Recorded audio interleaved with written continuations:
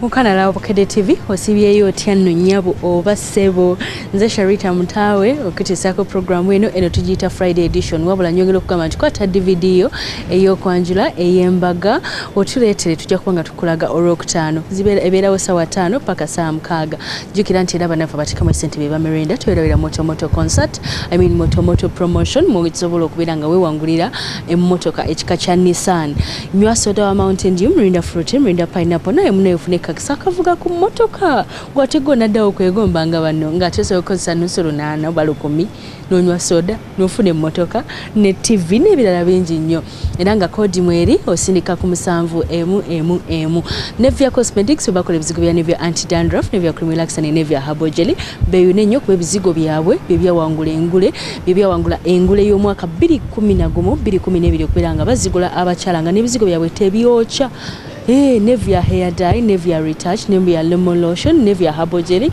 bino bikolebwa bannaffe aba Nevia Cosmetics. Hajat Nolo Mpungu yalina gomesi zonna zondaba nzembeera nyambadde nga ndi ku mikolo egy'okwanjula wamu n'embaga. Gendayo ku Mukana Kate ku mulyango Fuluma Park enkadde asobola okubanga kwa nawe gwa talina kikooyi. Egendayo Hajat Nolo Mpungu ebikooyi abitunda n'ebitambaala byonna abitunda.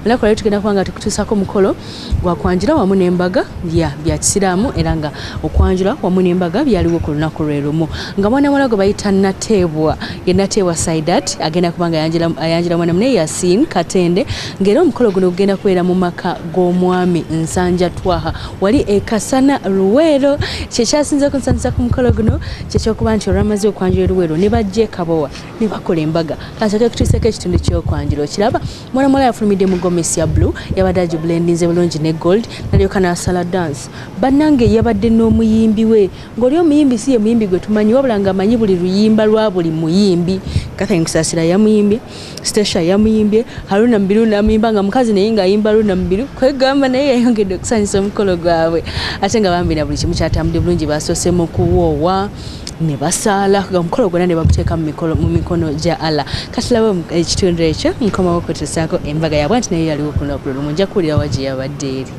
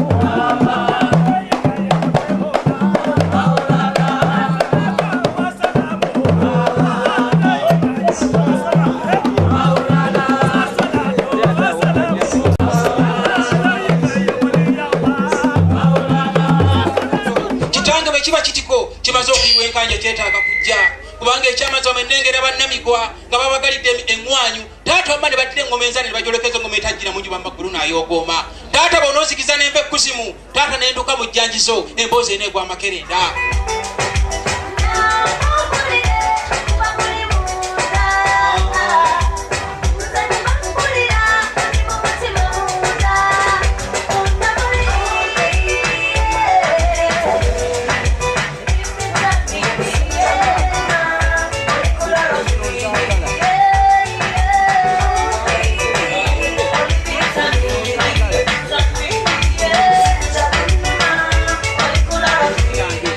obanga ddala wasoma kisumuluzo weewaawoki kitange ekyamazima ekisumuzo mwana mulenzi akimpadde wano yendi kwerabira gwe weewaawo kitange omulungi era kindi mu 5 kitange omulungi ekyamazima obuyinza obuggulawo si buyina kubanga abeeranga akula ewa gundi eri lwaki mutabani oyo akuliraanye twakugulira kitange wuuno wano kyamutuse edda mu ngabo enzaale kakasa nti akimanyi bulungi nti wano abaggulawo bamala kusoma bisimi butereevu Bismillahir Rahmanir Rahim.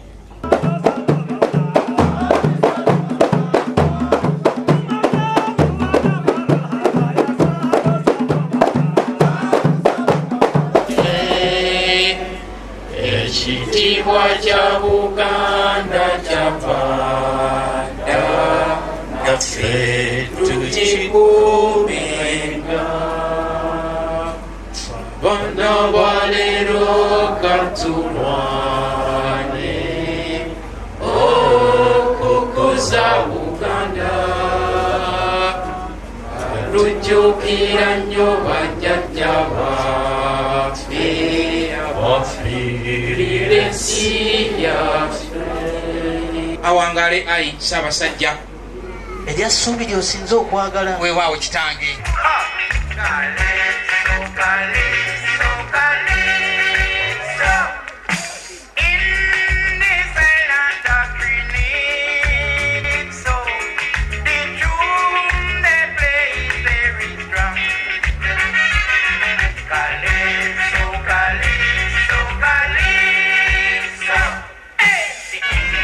Akazigo ako akasamuna temukeerabiranga.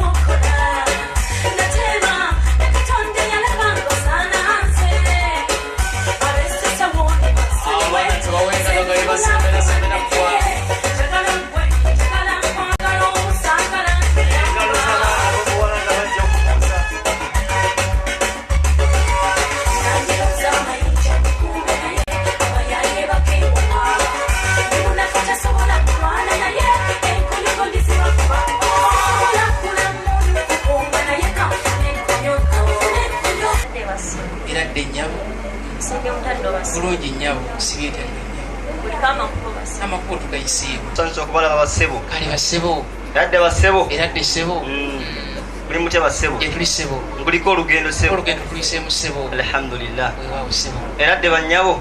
Eradde bassebo. Musibye mutya bannyabo. Ssebo. Sibetano ssebo. Ye tuli bannyabo. Masooka ku lukubiira. Bano basiisi bannyinazi.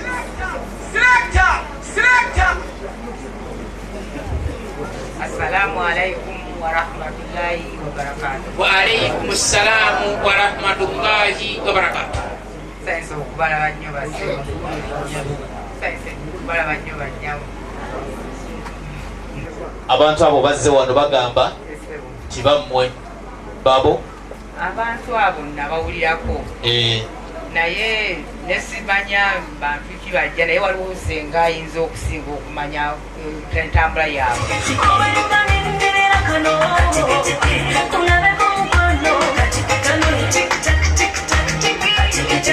Engalo siziwulira ez'akajanjana.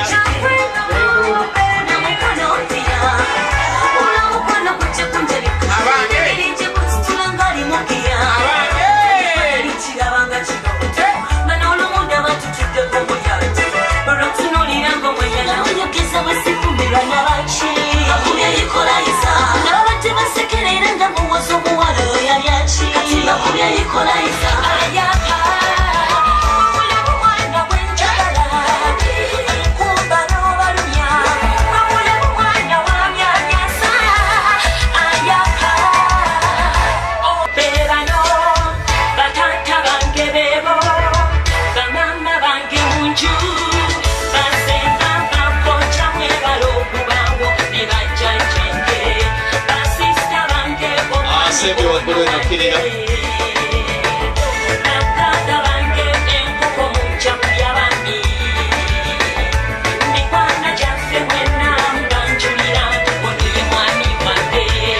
Banyinaze mukkakaneko wansi mutule. Yitako. Waggulu. Weewaawo kitange. Waliyo atakyassa kati. Nabwomuteekamu katamometa kaabika. Waliyo atakyassa kati.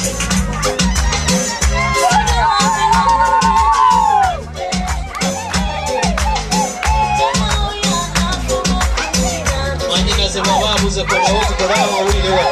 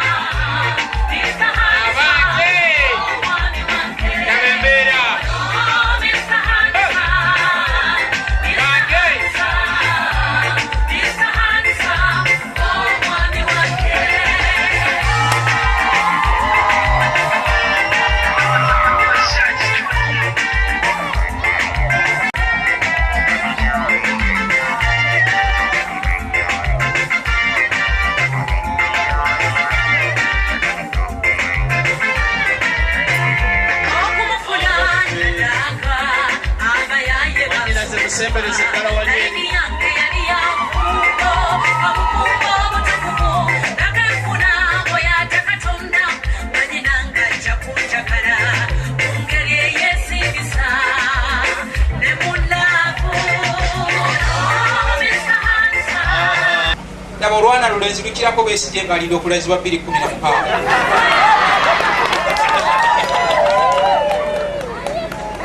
Batata baatuse dda bamaama mwenna bali mu kisenge eyo banyinase be bali wano mukombati baganda bange baasoose kujja wano abooluganda mwenna olaba batudde mu kidaala awo bajjajja abo bakafumba bigagu bakojja n'ab'emikwano mwenna ono olugolonze mu bangi ye mwami wange awamu n'omwana wattu ani Saida Namakula ati mbadde nti kubanga gwe ebyo twabiri ngamba nti otuleetedde tubiri ogwokubiri bwogamba nti Saida Namakula ne batakubangalo kirabeka tebasiimye nakatikola tola butuuzi salaamu yokka emala kubanga juzi twali ku mukolo weewaawo kitange omwana omulenzi bagenda okugira bwete nga bamugamba ku lw'amahale ng'anyenya bunyenya mutwe bube yali kasiru tetwamanya ku mutandiko kati twagala tole salaamu tumanye nti akola ki kyayogera biina. Assalamu alaikum wa rahmatullahi ta'ala wa barakatuh. Wa alaikum assalamu wa rahmatullahi ta'ala wa barakatuh. Tulina mushaka yonna naye sabushiki mwanyinaze okuba akama omugamba atule mulabi looks to be marketable. Laba ekyalya laba n'olulenzi lulina oyo talina magumba. Mwanyinaze gwe komawo eyo vaayo.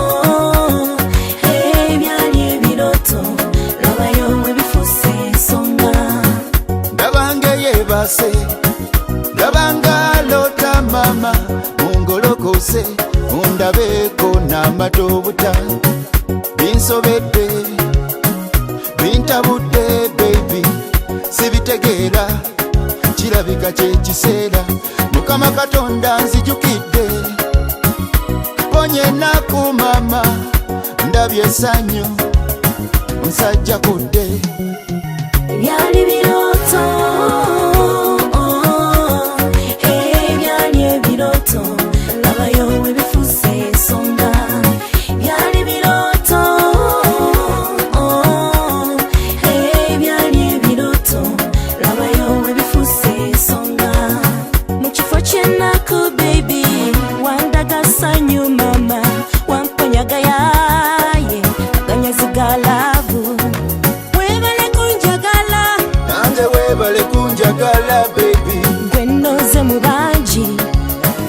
sotinge byali biroto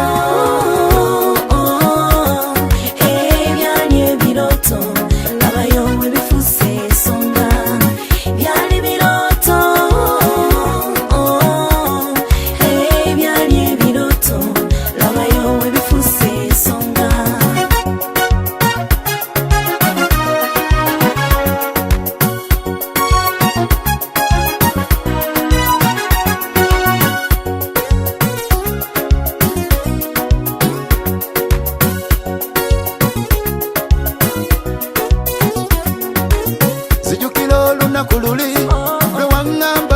okwanjula kw'omukyalo n'omukwano kukyagenda mu maaso naye nga tugenda mu bulango bwe tubanga tetunagenda mu bulango akatabo kafa ka bride and groom nako kafulumye kuliko mwana muwala Priscilla Kalibala yakola embaga mwana gwe yafaanana bulungi ate oba nkubulire n'akyusa engoye ng'alina makeup omulungi kati gende mu bulango nja kubanga nkulaga ebirala